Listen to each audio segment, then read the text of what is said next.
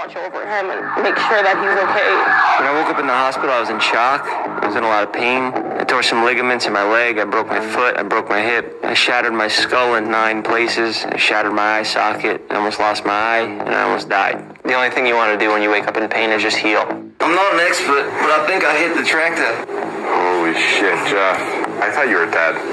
I was dead too. You were joking right when we got here. They asked you what your job was, and you said you're a male model. How's that a joke, bro?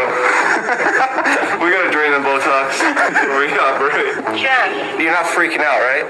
So exactly what happened, Jeff? I look like I just got in a UFC fight. Look like a UFC champion. I'm getting the best medical attention money could buy. David's paying for the whole thing. We're good. I'm gonna look better than I did before. Oh my God, at least you have your sense of humor. You're gonna kill me and Dad. No, but I'm good. I'll be out of here tomorrow. They're gonna release me, and then I'm gonna go right to the gym.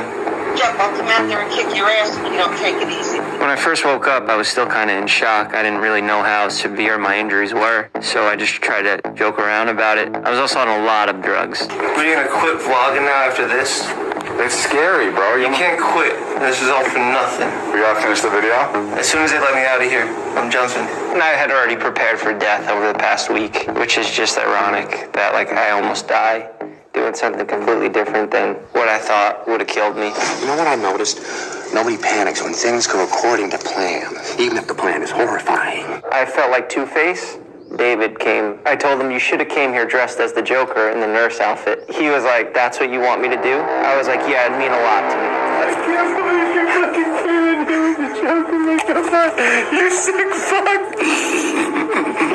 You never find jokes any more soothing or calming or funnier when you're with somebody that's really hurt and they're cracking jokes. It's like the best feeling because you're like, oh my God, thank the Lord, and he's still being himself. You fucking psycho! And I'm out of here! Don't grab my fucking face, you psycho! For him coming dressed as the Joker, that was my request. I said that would make this better. So that was my entertainment for the day. You come here to finish the job? Huh? You did a horrible job. Is this all part of the plan? Jeff's positivity cheered everyone up, including himself, which I think really helped the overall tone of how gloomy that day was. Rachel! Shut the fuck up! Get in the fucking van! We made it out. I'm free. Emergency. All right, now blow it up. Fuck, man, why do you get to be the Joker?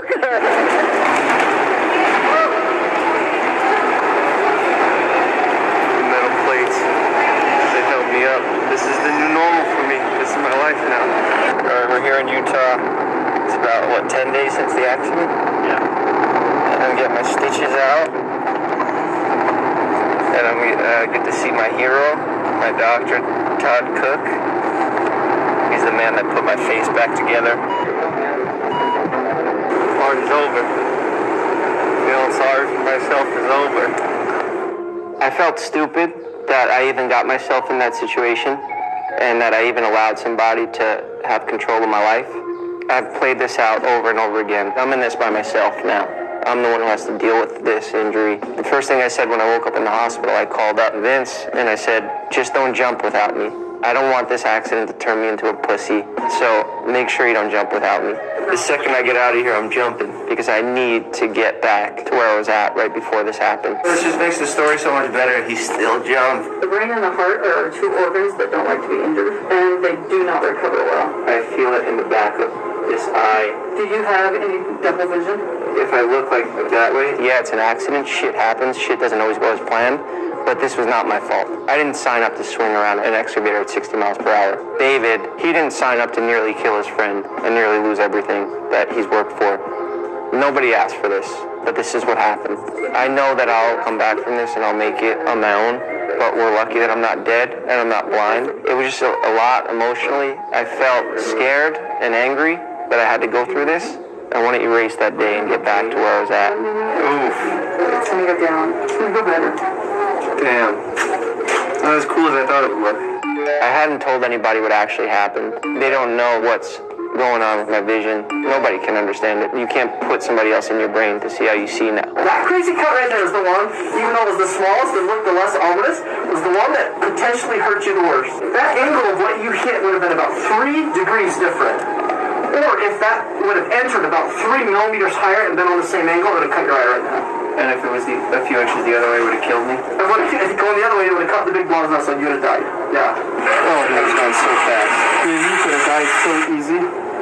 That is insane. I believe that this life is not random. I think that the things in our lives that happen, at the time they're happening, they often don't make any sense whatsoever. But when we look in the retrospectoscope back, there's always an opportunity that's provided to us. Most of the time, an opportunity to eventually be able to help someone else in a way that's similar. That can help you to realize like what your potential is, and you actually go do it. So it's a team effort. We'll continue to be a team. Dr. Todd was great. I thought he was too cool and funny to be a good doctor. All right, we're back at the scene of the crime. Figured I'd come back here and reminisce on where I almost died. I gotta go get closure. I gotta go say goodbye. It feels eerie. But I still see the tire tracks from the fucking stupid thing. You're only as good as your last video, and you have to stay consistently posting in order to stay relevant. First of all, I'd like to apologize. I'm sorry that you have to sit here and look at this face, but this face is the face of a new man. I didn't even take a week off. I like to come over here every morning and look at my injuries, look at my scars. I didn't want to sacrifice the one thing that all this shit happened for, which was my YouTube channel. Okay, how you doing, Dixie? Thanks for coming. I filmed the Dixie D'Amelio episode. We just play it up as like a joke. We make it like it's prosthetic makeup. I don't even think she knew if my injuries were real or not. Yeah, I can't even laugh anymore. I don't know if it's you or the plate that's wedged in my brain. I don't know if it was a good idea still, if I kept going through this, but I did it. Like, it's crazy, we're both a little banged up. So what happened to you? I fell off a building. And then I shot the Oliver Tree episode, and he didn't even know if my injuries were real or not either, and he crashed into me with this scooter. And he crashed into my fractured foot, and that was real.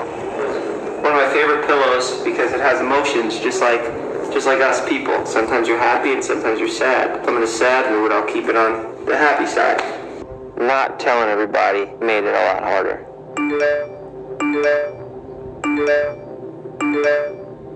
I'm just reading hate comments saying you're fat.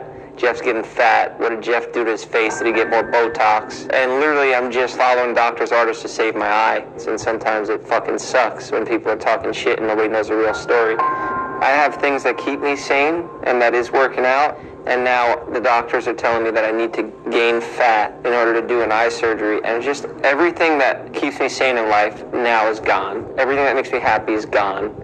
And now I have to learn new ways to cope. Most people start their day, they look at their phone, and the first Instagram story would be him.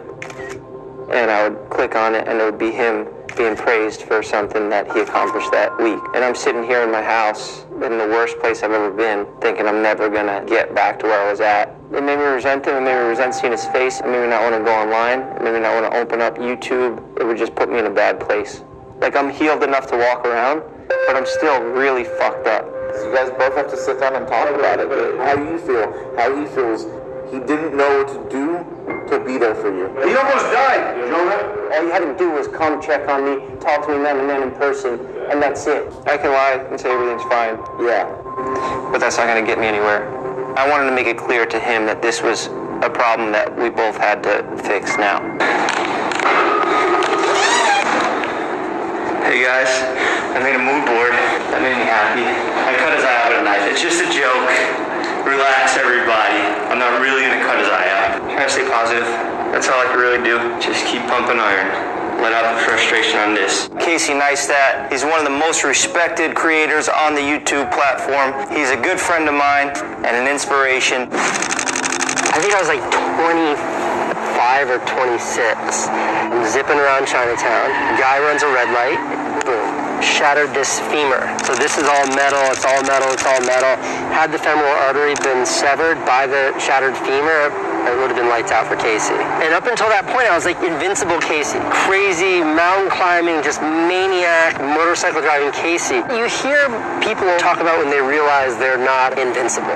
For it to happen in one moment, the moment like you hit that excavator, don't fucking bullshit yourself. You will never be be the Jeff you were before this. But you'll live your life differently. You'll conduct yourself differently because you went through this experience. You will heal. You'll be back. It's still early. I'm only 3 months in. You're brave for talking about it in such a vulnerable way, but what will be with you forever are these emotions and like these thoughts that you're struggling to reconcile right now. You're struggling to make sense of that. The more of a grudge you could ever hold, the more it's going to hold you down. The only way to elevate yourself is to let go of any stress or anxiety or ill will you feel towards anybody else. Just the hard part is it's like just easier said than done because I know all these things and I'm not a kid, you know, like he's young and he will need to make a few mistakes to learn everything. I've made my mistakes over and over again. I've done really dumb shit before. I know the right thing is move on, it was an accident, and that's what I'm trying to do. It's just so early on. It's hard to actually do it. If you're having a tough time with it, you shouldn't beat yourself up. Well, thank you, Casey. I appreciate it. No, of course, man. Does this make you happy? Fuck off. My face. Fuck off. I feel weird because we haven't talked in the past month. Right. I think he needs to experience what we were doing. If that will help, I will definitely go skydiving with you. I just want to go to Burning Man and suck my own dick.